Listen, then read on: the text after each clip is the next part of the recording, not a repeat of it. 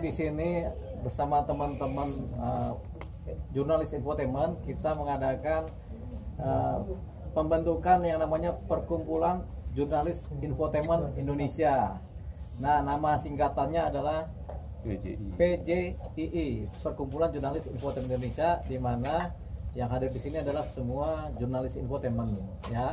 Dan kemudian tadi sudah ada pemilihan secara 2 kali pemilihan, di mana yang terpilih sebagai ketua umum dari PJII adalah Bapak Taufik, ya. Sekarang di samping saya adalah ketua dari PJII. Nah, kemudian setelah terjadinya pemilihan tadi, Pak Taufik sekarang menjadi ketua, dan mengenai formatur kepengurusan dan kemudian kelanjutan ADART akan diadakan oleh Pak Ketua beserta pengurus beserta anggota nanti. Jadi semuanya akan mengadakan rapat ADART mungkin dalam seminggu atau 2 minggu ke depan setelah terbentuknya pengurus, ya.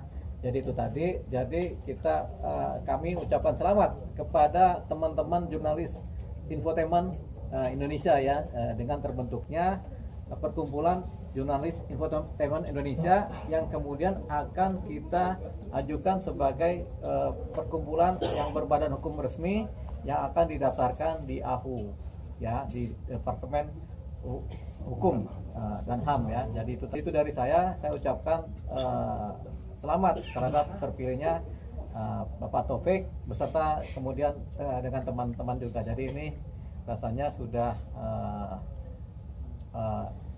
indah, ya. Jadi silakan nanti Pak Taufik yang akan meneruskan, karena ketuanya adalah Pak Taufik sekarang sebagai ketua PJII, begitu. Bang Dia, mungkin awalnya tergerak mendampingi PJII ini mungkin gimana, Bang? Kalau saya kan cuma pengacara, jadi posisinya tentunya karena pengacara juga terkait dengan banyak undang-undang, salah satunya adalah undang-undang pers, di mana perlunya juga pembelaan-pembelaan terhadap teman-teman pers, terutama yang terkait dengan undang pers, ya, para jurnalis.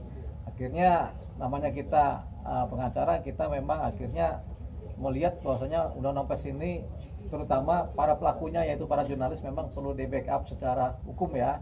Kalau ada apa-apa perlu pembelaan, ya, supaya jangan kemudian gampang dijolimi oleh pihak-pihak lain. Jadi, nah, yang sekarang ini jurnalis infotainment ini kan banyak di Jakarta, di Indonesia ini, sehingga perlu wadah perkumpulan yang resmi, ya, supaya nanti mereka tidak bergerak sendiri-sendiri. Karena sekarang kan udah musim, udah ada masa di mana YouTube sendiri, TikTok sendiri, kemudian medsos-medsos juga sendiri. Nah, ini mereka perlu wadah yang kemudian memperjelas identitas sebagai jurnalis, begitu. Jadi itu tadi kemudian yang menjadi latar belakang terbentuknya PJII. Mudah-mudahan nanti semakin banyak anggotanya, semakin kuat, sehingga posisinya sebagai jurnalis yang resmi juga kemudian bisa diterima oleh masyarakat. Ini juga kepentingannya adalah kepentingan untuk pembelaan hukum, kepentingan untuk kesejahteraan, dan lain-lain, gitu. Jadi itu kepentingannya. Bang, berarti bisa dibilang kalau misal di antara kita semua nih ada yang disomasi atau diancam oleh salah satu pihak manapun, oleh, ya, orang-orang besar atau orang-orang yang menengah, ada aja, Abang siap maju membela dan bersama Pak Taufik untuk membela kita? Tentunya kita secara bersama-sama akan membela yang lain. Jadi nggak sendiri-sendiri lagi, tapi adanya satu disomasi atau kemudian dikenai hukum, ada pembelanya, yaitu kita semua sebagai anggota dari PJII. Nah, saya kebetulan adalah berada di wilayah PJII sebagai bagian dari PJII, mungkin sebagai pengacaranya saja. Nanti kita akan membela kepentingan hukum dari anggota-anggota PJII dimanapun berada, gitu. Jadi kedepannya kalau ada yang somasi, ya kita bela, kita jawab somasi mereka dengan jawaban dari perkumpulan kita, begitu. Nah, untuk PJII ini mulai resminya, mulai terbentuk badan hukumnya mulai kapan, Bang? Biar jadi kita bisa nanti bisa ngomong nanti. Setelah ada ketua akan membuat formatur pengurus.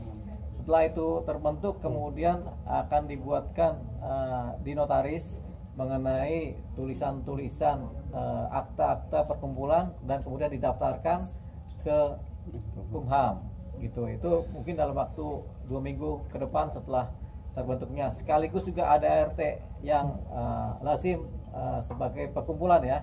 Ada RT yang lazim sebagai perkumpulan dan ada RT khusus di mana ada keadaan-keadaan khusus yang kemudian dicantumkan sebagai ada ART khusus. Untuk sementara kita akan membuat ART perkumpulan jurnalis ini, dan itu nanti didaftarkan, dibuat oleh notaris dan kemudian didaftarkan di Kumham gitu sebagai badan hukum. Oke. Bang Taufik, mungkin pentingnya organisasi ini untuk mewadahi teman-teman khususnya jurnalis infotainment, bagaimana dari Bang Taufik sendiri? Ya, terima kasih. Selama ini kan kita tahu bahwa tidak semua teman-teman yang ada di lapangan jurnalis itu atau pekerja jurnalis itu terlindungi secara hukum. Apakah itu organisasi resmi seperti PBI yang berada di bawah naungan Dewan Pers, ya Bang ya. Jadi banyak Bang Dio membaca bahwa banyak teman-teman yang terutama karena mungkin Bang Dio sering berinteraksi dengan teman-teman infotainment, tidak punya induk atau wadah yang bisa menampung untuk bagaimana memperhatikan risiko-risiko kerja kita di lapangan. Tadi Bang Dio mencontohkan bahwa banyak teman-teman yang sekarang kita tahu punya YouTube sendiri, punya TikTok atau medsos sendiri, yang resiko kerjanya tentu kita paham juga di lapangan. Kita tidak bisa ketika ada klien atau narasumber yang komplain terhadap pemberitaan ataupun hasil yang kita produksi, itu secara pembelaannya secara undang-undang pers, karena kita tidak masuk dalam situ. Kalau ada undang-undang pers mungkin hak jawab itu berlaku. Tapi karena kita tidak ada, maka Bang Dio melihat peluang ini, dan disinilah wadah itu Bang Dio untuk mendampingi teman-teman secara kelembagaan, secara hukum. Kira-kira itu. Tapi bukan hanya itu, mungkin nanti ke depan juga kita akan coba untuk bagaimana teman-teman ini memperhatikan keselamatan kerja, ya, selain tadi risiko kerja ya Bang. Itu banyak hal nanti yang setelah nanti ini baru pas malam ini baru pertama kita terbentuk. Kebetulan alhamdulillah dapat amanah dari teman-teman semua. Saya sebagai ketuanya, nanti kita akan mencoba menyusun kepengurusan secara lengkap dan membentuk ADART, apa hak dan tanggung jawab anggota dan pengurus itu. Nanti di situ nanti kita akan bergerak bersama bahwa perkumpulan jurnalis infotainment Indonesia ini dari kita untuk kita. Mungkin seperti itu. Bang, bicara di pemilihan tadi kan ada dua polar utama ya, yaitu terpilihnya Bang Taufik sebagai nomor 1 dan kedua Bang Loteng sebagai nomor 2. Berarti itu kan ada perbedaan suara kan tipis. Nah, jadi itu menjadi ukuran di mana bahwasanya ada dua pemilih besar terhadap kedua orang ini, artinya dua orang ini yang paling disukai. Dan harapan saya sih Bang Taufik nanti juga merangkul pemilih kedua, yang keterpilih kedua mungkin jadi wakil ketua, begitu. Setelah itu baru dipilihlah pengurus yang lainnya, gitu. Setelah itu kemudian nanti yang dua ini yang merembuk, karena tentunya begini, setelah saya baca ada pemilih preferensi kepada Pak Taufik, ada pemilih preferensi kepada Pak Loteng, ada juga preferensi kecil kepada Ical, kan begitu kan. Tapi kita anggaplah yang dua polar ini, pilar ini yang utama. Jadi nanti rembukan antara Bang Taufik dengan Bang Loteng. Mungkin Bang Loteng karena kedua, berarti kan sebenarnya bisa jadi posisi wakil ketua kan, begitu. Jadi dua tim ini, Bang Loteng sama Bang Taufik ini yang akan memilih siapa pengurusnya.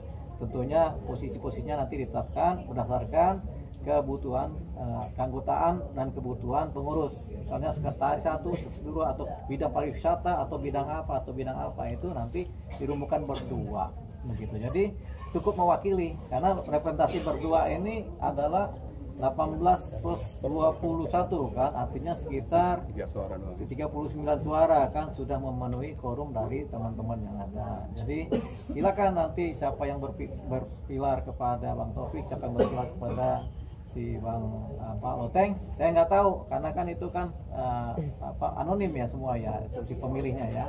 Jadi tinggal mereka berdua yang akan memutuskan, itu harapannya. Tapi teman-teman anggota juga kan punya hak satu suara sebenarnya kan, bisa juga memberikan masukan-masukan. Ini di tahap berikutnya ketika penentuan siapa pengurusnya.